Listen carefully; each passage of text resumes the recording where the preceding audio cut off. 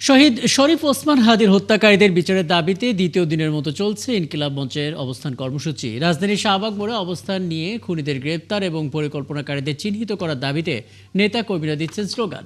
ন্যায় বিচার না পাওয়া পর্যন্ত রাজপথে থাকার ঘোষণাও দিয়েছে ইনকিলাব মঞ্চ। বিস্তারিত জানাচ্ছেন নিবিড় সাহা। মা, পিম্পল 5 দিনেই চলে যাবে। যাবে না মা। যাক, নিমের 5 অংশের পাওয়ারে 5 দিনেই দূর হবে পিম্পল। হিমালয়া পিউরিফাইং নিম ফেস ওয়াশ।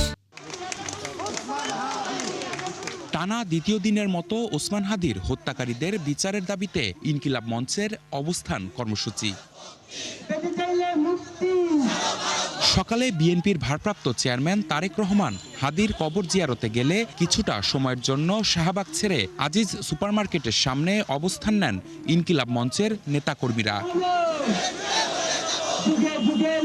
বেলা 12:30টায় আবারও শাহবাগ মোড়ে অবস্থান নিলে হাদি হত্যার বিচারের স্লোগানে মুখরিত হয়ে ওঠে শাহবাগ চত্বর।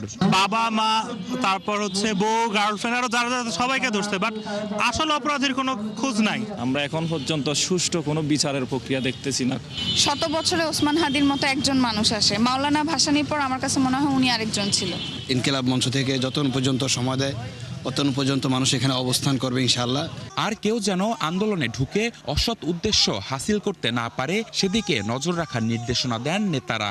এই মঞ্চ থেকে আমরা আমাদের ভাইয়ের বিচার আদায় করে তারপর বাসায় ফিরবো ইনশাআল্লাহ। এই মঞ্চের বাইরে, এই মাইকের বাইরে কোনো ধরনের নির্দেশনা, কোনো ধরনের কোনো অপ্রীতিকর কোনো কিছু ঘটনা যদি ঘটে, সেটার জন্য একমাত্র সে দায়ী থাকবে।